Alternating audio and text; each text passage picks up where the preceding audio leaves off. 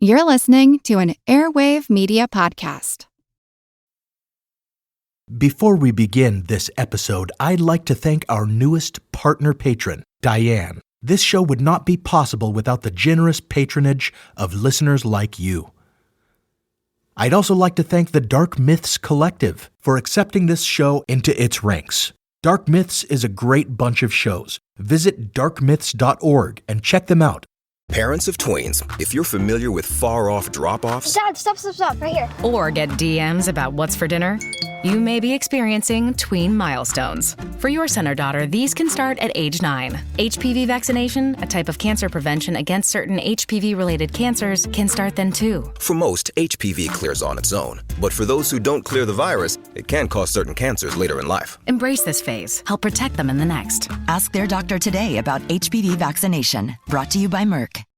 Starting a business can seem like a daunting task, unless you have a partner like Shopify.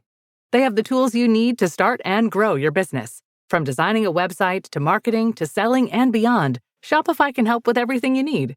There's a reason millions of companies like Mattel, Heinz, and Allbirds continue to trust and use them. With Shopify on your side, turn your big business idea into... Sign up for your $1 per month trial at shopify.com/special offer.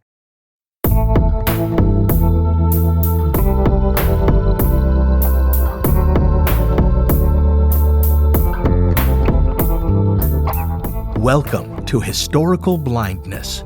Or should I say, welcome back.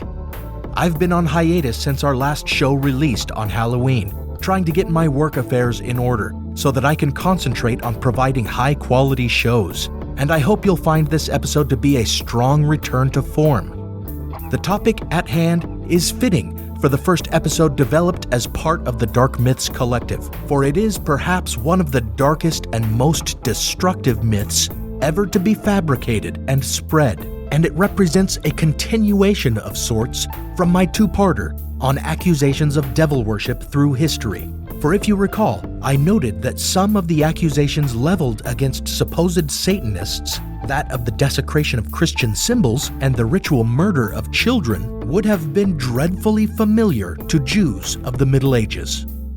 Jews in Christian Europe of the Middle Ages may have been the perfect target for vilification. They were perceived as holding themselves apart from almost every community in which they settled. They were the literal other, with their distinct garb, which in later years was imposed on them by papal order, and their supposedly recognizable physical characteristics, which were often, in rumors, inflated out of cruelty or fear to include a bad smell and diabolical facial features. Their depiction in the New Testament and in Catholic traditions as the betrayers and murderers of Christ, a narrative revived every Easter, certainly singled them out for persecution and massacre during the Crusades, when some crusaders believed that killing a Jew absolved them of all sins. And when the only alternative was forced conversion, many Jewish communities made the horrific decision to commit collective suicide in order to maintain their faith and dignity. Considering the long history of anti-Judaism and anti-Semitism, which stretched much further back than the Crusades, it is sadly unsurprising when one hears the outlandish justifications that have been trotted out at different times to rationalize atrocities committed against them.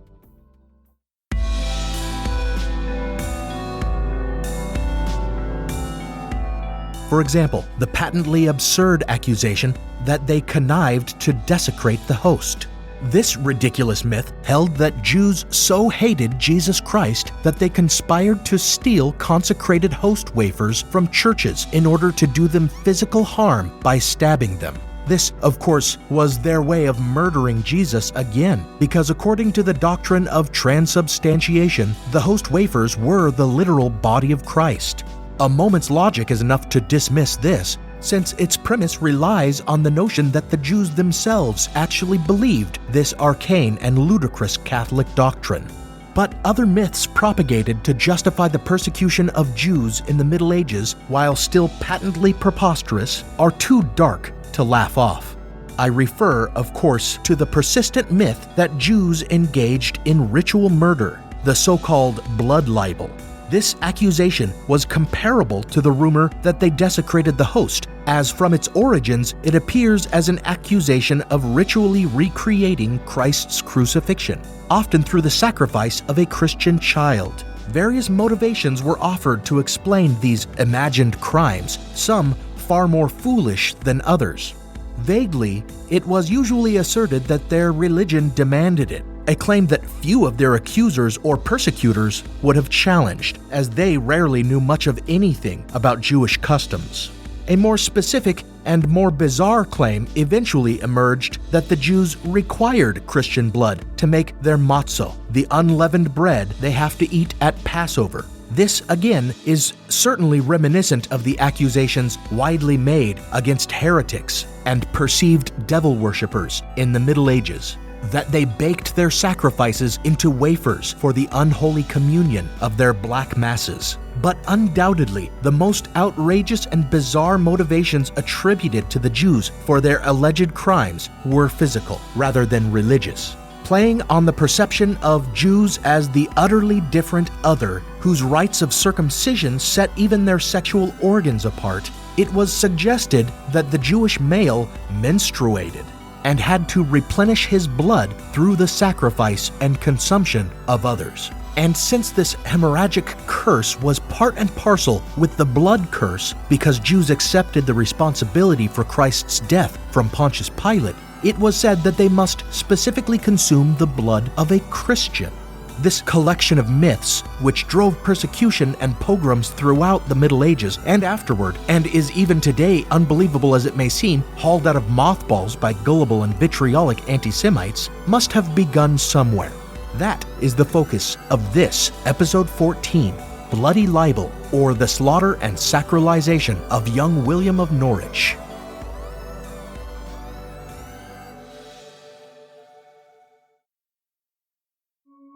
Many have looked to antiquity for the origins of the blood libel. Some point to the Hellenistic age, when Seleucid Emperor Antiochus IV Epiphanes sacked the temple in Jerusalem, defiling it by sacrificing a pig on its altar and erecting in its place an altar to Jupiter. In a seasonal aside, Antiochus Epiphanes' aggressive persecution of the Jews in ancient Judea, outlawing the practice of their faith, forbidding circumcision, and selling thousands of families into bondage, eventually led to the Maccabean Revolt and the reconsecration of the temple, an event which, along with the legend of its attendant miracle of long-burning oil, represents the basis of the Jewish holiday Hanukkah, the Festival of Lights, which, as I understand it, starts the day I plan to release this episode, Wednesday, December 12th. Well, according to one later account by Greek historian Posidonius, when Antiochus Epiphanes took the temple in 168 BCE, he found a Greek captive there who claimed that the Jews ritually cannibalized a Greek every 7 years. Needless to say, the account can neither be confirmed nor trusted, considering the gross anti-Judaism rampant among Greeks of the era, as especially demonstrated in the bitterly anti-Semitic emperor himself. And even if the story were true, in that a Greek prisoner made the claim, it would remain problematic, for considering the source, you'd have to assume the man fabricated the tale to please the emperor.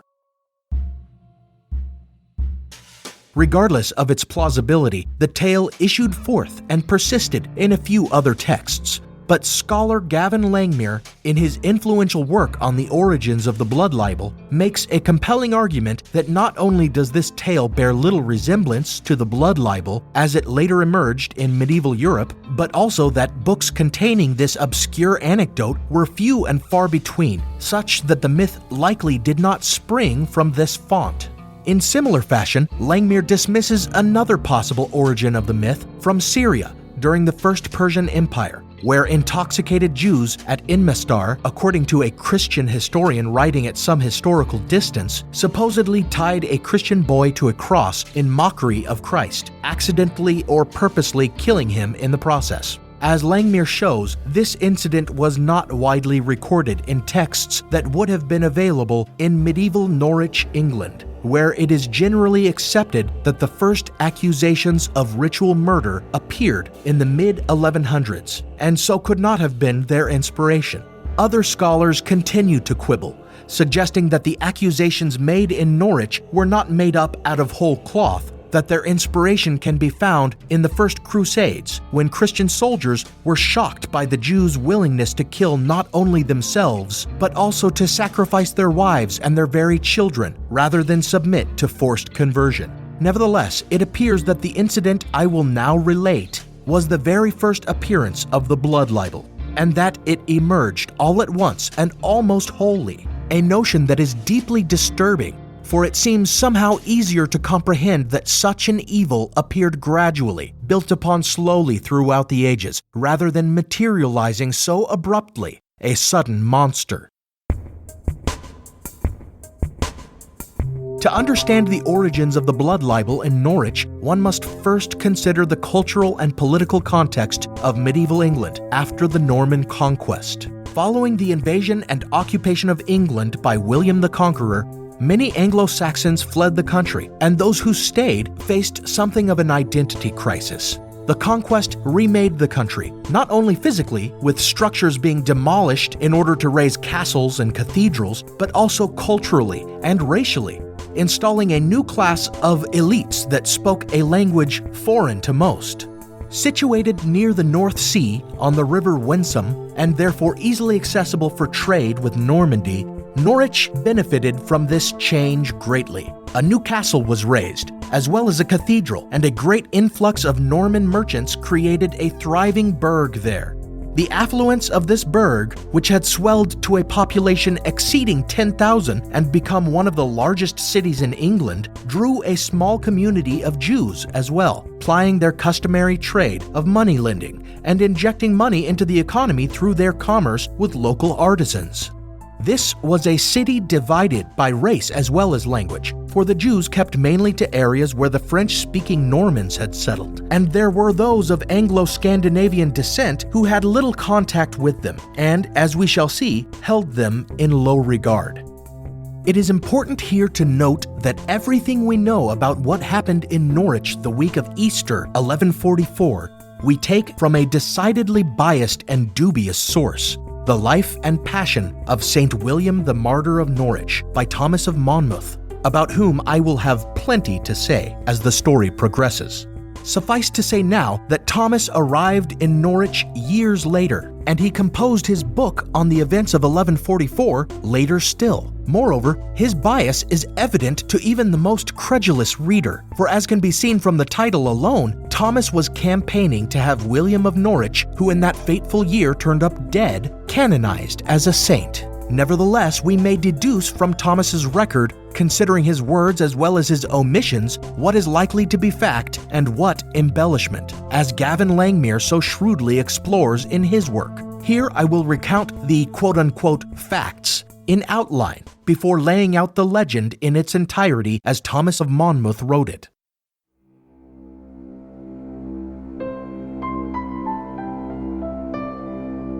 At the broken heart of this story is a boy of 12 years, an English child who bore the Norman name William. Although he did not live at home but rather with a local man named Woolward, his family lived nearby, his mother Elviva and his aunt Leviva. There were many connections with the church in his family. His grandfather was a priest, his aunt Leviva's husband Godwin Sturt was a priest as well, his cousin Leviva's son was a deacon, and his own brother would later become a monk. But William had taken up a trade, apprenticing himself to a skinner at 8 years old. During the course of his work, he had some contact with the local Jewry. However, during Lent in 1144, the man Woolward, with whom he lived, and his uncle Godwin Sturt both told him not to have any more interaction with the Jews in the burg. And here we see one of the first hints of his family's opinion of Jews. On March 20th that same year, a mysterious man approached William. He was the Archbishop's cook, he said, and he had some work for William. This stranger went with William to his mother's house to ask her permission to take William to the Archbishop's kitchen, and Elviva assented after taking a little money for herself from the cook. Now, after the fact, and years later, when Thomas of Monmouth went about playing detective and piecing together a narrative for his Life and Passion of St. William, Elviva would say that she was suspicious of this man. and William's aunt Leviva would make further claims of having encountered the supposed cook herself before William's disappearance. But there is reason to doubt these claims, so I shall impart them later as we examine Thomas's version of events. For now, it must only be known that William vanished after supposedly going to work for the Archbishop.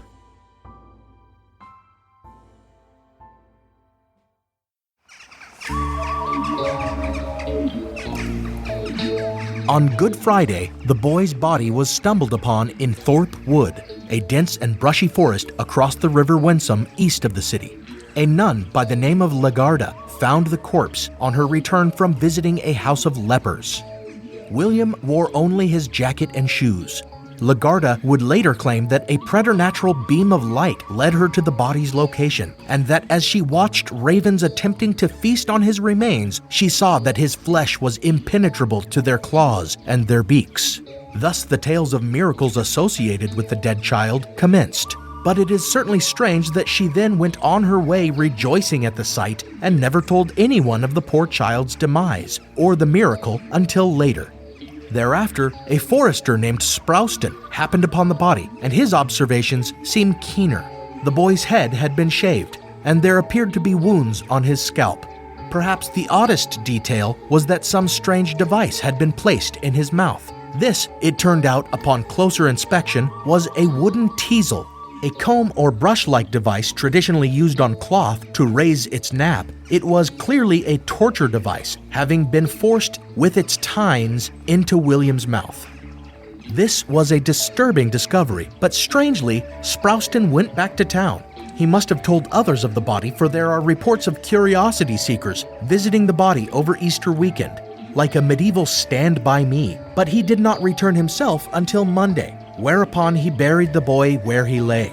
However, at least one visitor to the corpse seems to have recognized William and informed his family, for the next day, his uncle, Godwin Sturt, arrived to the designated spot in Thorpe Wood with his cousin and his brother, disinterred the corpse, identified it as William, and reburied it in the same place.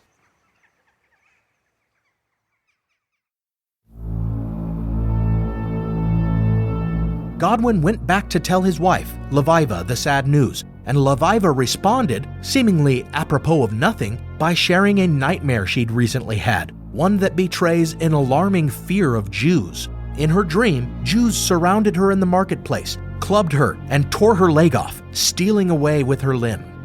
Why would she suddenly share her dream when told this news? Because apparently she had told him of the dream already, and as she reminded him, he had interpreted it to mean that the Jews would cause her to lose someone she loved. When Leviva and her husband shared this news with William's mother, it seems likely that they also shared their thoughts on Leviva's supposedly prophetic dream, for Elviva promptly went about shouting that the Jews had murdered her boy.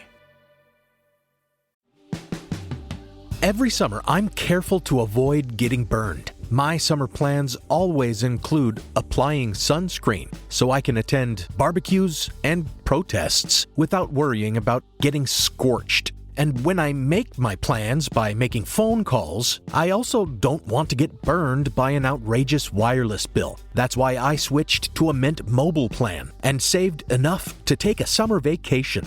With Mint, I found no difference in speed or coverage, just a big difference in cost. And right now you can switch to a Mint wireless plan like me to avoid sweating those surprise charges and overages. You'll just be chillin' with Mint's offer of 3 months premium service on the nation's largest 5G network for just $15 a month. With high-speed data and unlimited talk and text, it might just be the coolest thing happening this summer. This year, skip breaking a sweat and breaking the bank. Get this new customer offer and your 3-month unlimited wireless plan for just $15 a month at mintmobile.com/blindness. That's mintmobile.com/blindness. Upfront payment of $45 required, equivalent to $15 a month. Limited time new customer offer for first 3 months only. Speeds may slow above 35 gigabytes on unlimited plan. Taxes and fees extra. See Mint Mobile for details.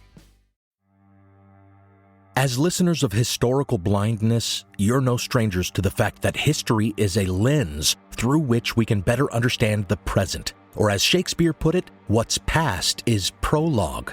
History is the indispensable context without which we cannot hope to truly understand current events. You understand that, and so do the creators of the American Scandal podcast. Every season, they immerse listeners in the biggest controversies in U.S. history, helping us understand America's dark side and learn from its troubled past. Its latest season, Ruby Ridge Standoff, delves into an incident that sowed the seeds for the rise of the modern radical right. It transports you to 1992, where in a remote corner of Idaho, federal law enforcement surround a small cabin. They've come for Randy Weaver, a survivalist who took his family to the mountains in anticipation of the apocalypse. A simple weapons charge brought the agents here, but the situation is about to explode into a deadly and tragic standoff that will later become a rallying cry for far-right extremists, fueling distrust and violent anti-government sentiment for decades. Follow American Scandal on the Wondery app or wherever you get your podcasts. You can binge all episodes of American Scandal's Ruby Ridge Standoff early and ad-free right now on Wondery Plus.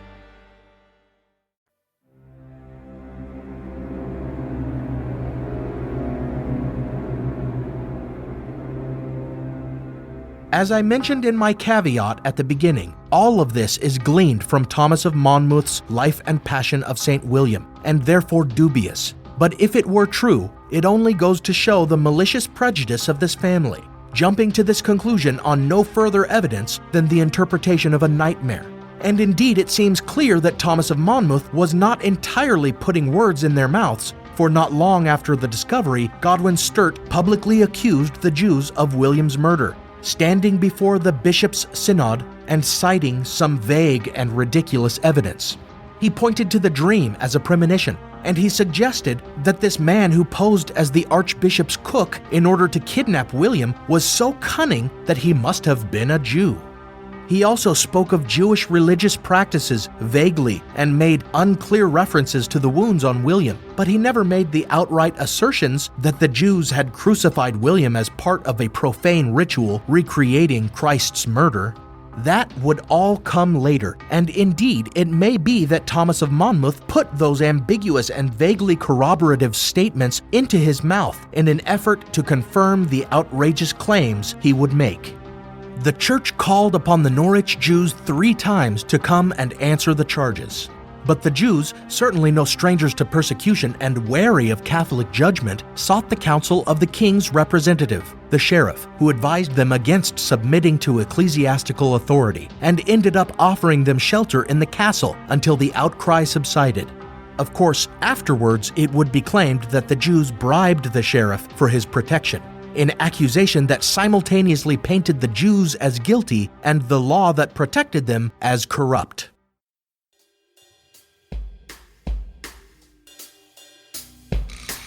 A full month after the body's discovery, the bishop ordered that the boy's body be disinterred a second time and buried a third time in the cemetery at the cathedral, where, according to Thomas, monks washed the corpse and examined it further. It appeared the body had been badly burned, as if by boiling water.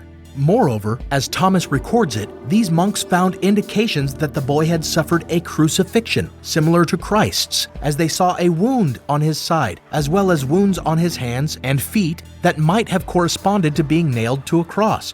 Additionally, they identified the cuts on his scalp as being from thorns, and even claimed to have found pieces of the thorns still in the wounds. Of course, by the time Thomas wrote about this, he was entirely devoted to establishing a cult in William's honor and sacralizing him as not only a saint, but a genuine martyr. And this puts the entire medical examination into doubt, especially considering the boy's corpse had been exposed to carrion for days and decomposing in the ground for a full month by the time they examined it. And even if Thomas's account is accurate in this regard, the monks of the priory themselves may have made these claims upon examining the body for the very same reasons. For it seems the bishop didn't order the body moved to the cathedral until after a prior from an abbey far away south in Sussex approached him after the synod at which Sturt had accused the Jews and offered to take the boy's body away to his monastery, where he would build upon the legend of the boy's death and turn him into a holy relic. So it seems even before Thomas of Monmouth arrived on the scene and began pushing for the child's canonization, the bishops and monks of the Norwich Cathedral saw an opportunity to turn the poor murdered child into a venerated figure, something that could elevate their cathedral into a destination for pilgrimage. And sure enough, after William was moved from the woods to the monks' cemetery, some few reports of miracles began to appear. What else we know about the events prior to Thomas arriving and insinuating himself into the affair, and again this comes through Thomas's eventual writings as well, is that 2 years later, around 1146, a prominent Jewish moneylender named Eleazar was murdered in Norwich by the squires of a knight who was indebted to him. According to the legend as composed by Thomas years afterward, some in the church again brought up the case, suggesting that no Christian should have to answer murder charges made by the Jews until they answered for William's murder. Thus, when Thomas arrived at the Norwich Cathedral Priory circa 1149, there seems to already have been a nascent movement afoot to see William canonized. At least one miracle was supposed to have been reported around that time and related to Thomas, of a virgin who, stalked by an incubus, received instruction in a vision to carry candles to William's grave, and, having done so, claimed to have been delivered from her tormentor. And the supposed manner of William's death was part and parcel with the growing legend of his martyrdom, and surely also found its way through rumor-mongering to Thomas. Not only was there still a thriving belief in some circles that one or more Jews had killed the boy, but there was also a handy prime suspect in the Jewish community leader, Eleazar, who, having been murdered himself, could no longer answer any accusations made against him. Considering these circumstances, and the fact that having the relics of a bona fide saint would not only improve the station of a cathedral, but could also immortalize a monk like Thomas in folklore and religious literature, it's clear Thomas may have seen an opportunity to serve whatever ambition a Benedictine monk like him might have had. Irrespective of his motivations, however, which might very well have sprung from genuine credulity and faith, Thomas almost immediately set about recording and likely encouraging whatever reports of miracles he could find, some of which consisted of visions describing William, crowned and attired in white, at the very feet of God himself. Like a quintessential English detective, Thomas also went about piecing together the quote-unquote facts of the murder, interviewing witnesses and sniffing out leads. Although years had passed, Thomas somewhat dubiously uncovered a variety of new evidence in the form of eyewitness testimony of a suspiciously damning nature. For example, although she had never made the claim before, even though it certainly would have helped to prove the accusations against the Jews, William's aunt, Leviva, told Thomas that the mysterious quote-unquote cook with whom William had last been seen had come with William to visit her as well, the day after paying her sister Elviva for the privilege of obtaining William's labor. And according to her, she was so suspicious of him that she sent her young daughter to shadow them and asserted that the little girl returned to report that they'd gone into the house of a Jew. Then, another damning report happened to fall into Thomas's lap. Another man of the cloth, one who had been actively sharing with Thomas tales of supposed miracles associated with William's grave, dropped quite a bombshell. He claimed to have taken the deathbed confession of one Aylward Dead, in which Dead described seeing 2 Jews on horseback in Thorpe Wood on the Friday before Easter 1144, recognizing one of them as the prominent moneylender Eleazar, who would be murdered a couple of years later. According to this supposed confession, Dead approached them because one of them carried a suspicious-looking sack over the neck of his horse, which Dead touched and realized contained a body. As the tale went, the Jews fled and later bribed the sheriff to intimidate Dead into keeping what he'd seen a secret, which astonishingly he had, until the day of his death.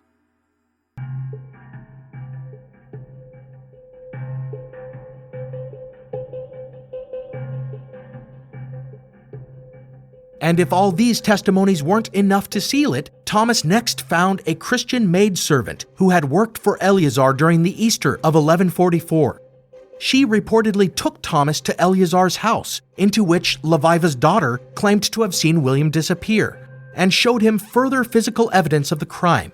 She claimed that during the week leading up to Easter, she had been called on to bring her master Eleazar boiling water, and she described peeping with one eye through a hole to see a boy child fastened to a post. Of course, like the other witnesses Thomas reports interviewing, this servant also had never told a soul for the lame reason of worrying about losing her job and being afraid of the Jews, who, remember, represented an extremely small portion of the population in the overwhelmingly Christian burg. But it didn't matter, because Thomas could then claim to have seen hard evidence of the boy's manner of death, which he had all along rather bizarrely insisted was a recreation of the crucifixion. He says he saw the holes where William was nailed to the post, but since either the wounds recorded by the monks who had examined William's body or the marks on the post did not seem to indicate the traditional form of a crucifixion, he was careful to explain in his manuscript that the Jews had only nailed his left hand and foot to the post and merely bound the other limbs in place. Why? Well, to avoid the appearance that the boy had been crucified, of course. Never mind that scalding him with boiling water and forcing a barbed wooden teasel into his mouth also looked nothing like crucifixion. Those flourishes must have been performed just to throw savvy investigators like Thomas of Monmouth off the trail. The biggest piece of quote-unquote evidence Thomas produced seems to have only been offered in Book 2 of his manuscript in order to answer those who doubted his outrageous theory. In Book 1, he had several times referred to converted Jews who had confided in him that sacrificing a Christian in imitation of Christ's crucifixion was a vital Jewish tradition. But in Book 2, he revealed that it had just been one former Jew to tell him this, one Theobald of Cambridge, who had become a Christian monk when he'd heard of William's posthumous miracles. Theobald painted the picture of a vast Jewish conspiracy to ritually murder a Christian. This they did annually in accordance with their ancient scriptures, which told them that they must shed Christian blood, quote, in scorn and contempt of Christ, end quote, whose crucifixion had caused them to be scattered in foreign lands, and that if they did not, they would never return to their homeland and be free. Theobald spoke very specifically about how the chiefs among the Jews gathered at Narbonne, where the royal seed resided, and drew lots to determine which country among all those in which the Jews resided would be the setting for that year's sacrifice. After which, the Jews of that country's largest city would draw lots to determine the town or city where the ritual murder would take place. And in 1144, according to Theobald, Norwich had been chosen, and all the Jews knew and accepted it. Now, this is manifest nonsense. Scholars, Jewish and Gentile alike, have pored over every foundational work of Judaism, and there exists no such edict. Actually, this claim mirrors in some ways the fears of the Talmud that would appear during the next century, which, based on incomplete and erroneous understandings of that collection of writings, claimed that it was an anti-Christian work encouraging violence against followers of Christ. But this was 100 years before that, and there appears to be no historical precedent for such an accusation, unless one goes all the way almost 1,300 years back to that Greek prisoner in the temple, with his claim that the Jews engaged in a ritual sacrifice every 7 years. A claim that, as I explained earlier, scholars doubt Thomas of Monmouth had ever heard of. Therefore, that would make Thomas himself the origin of this very specific and despicable accusation. Or the converted Jew Theobald, if such a man existed. And there is reason to believe he may have, for it turns out that there was indeed a king of the Jews at Narbonne, as Theobald had supposedly told Thomas. There exists a legend of a scholar from Babylon named Machir who settled in Narbonne, France, with the blessing of Charlemagne to establish himself there as king of the Jews. And it is true that descendants of the Machir family enjoyed the title of Nasai, or prince. Scholars, including Joseph Jacobs in 1897 and the aforementioned Gavin Langmuir, have argued that Theobald must have been real, for it seems unlikely that Thomas of Monmouth would have had such knowledge of the Jewish community at Narbonne.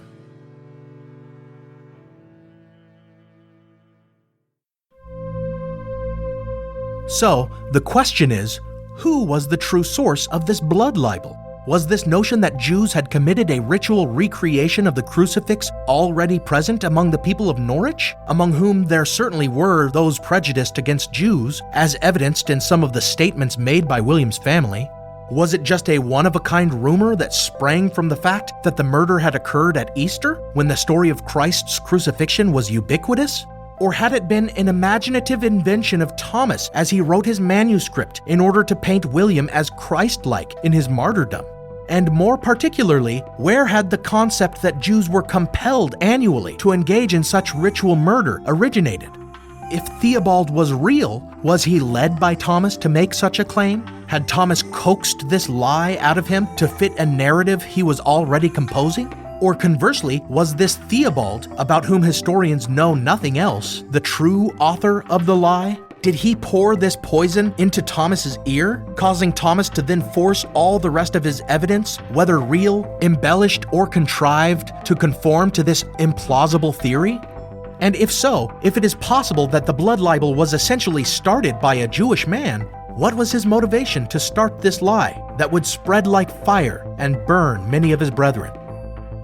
As with all blind spots in our history, we may never know the truth in all its particulars. But we do know that this incident seems to be the birth of this great lie, which lived on in various forms for centuries. Within a couple decades, it had spread to France, and soon more dead boys were suggested to have been victims of Jewish ritual murder.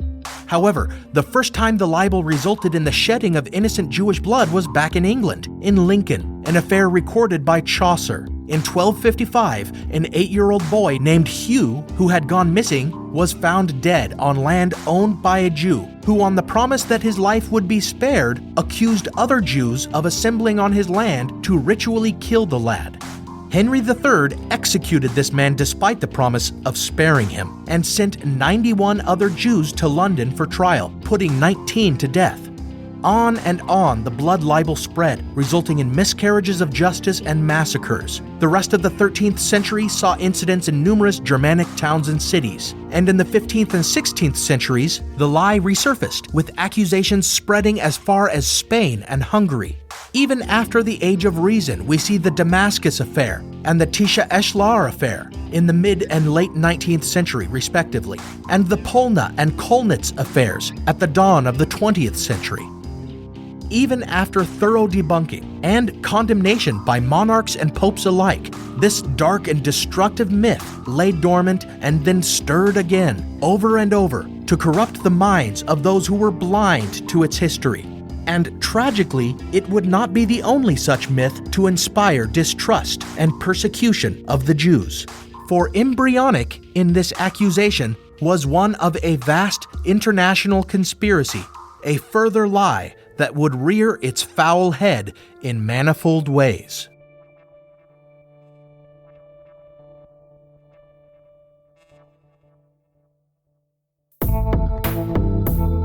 Thanks for your patience in waiting out the hiatus and joining me for the return of Historical Blindness. Some music on this episode was provided by film composer Alex Kish. If you are looking for original music for any project, whether a film or a podcast like this one, visit alexkishmusic.com. Additional music provided by Creepy Pizza.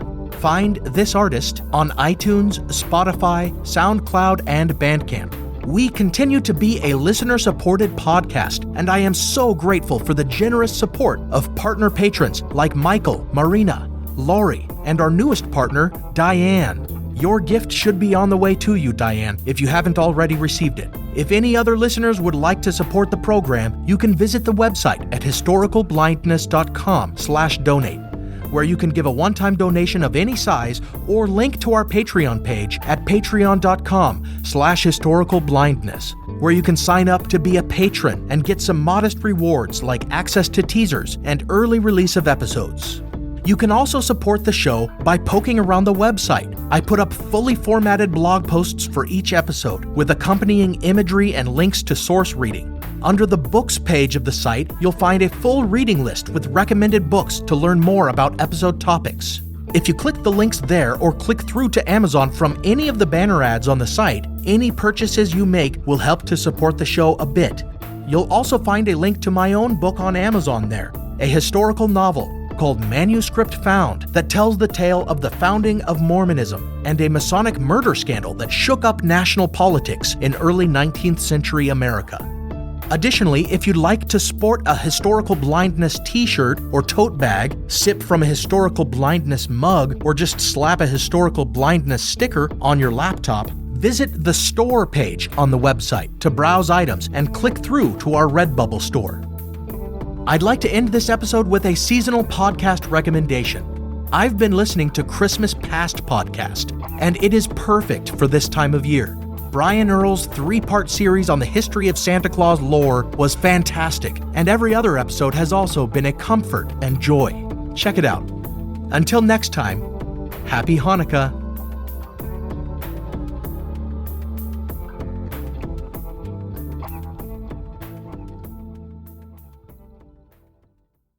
From the creators of the popular science show with millions of YouTube subscribers comes the Minute Earth podcast. Every episode of the show dives deep into a science question you might not even know you had. But once you hear the answer, you'll want to share it with everyone you know.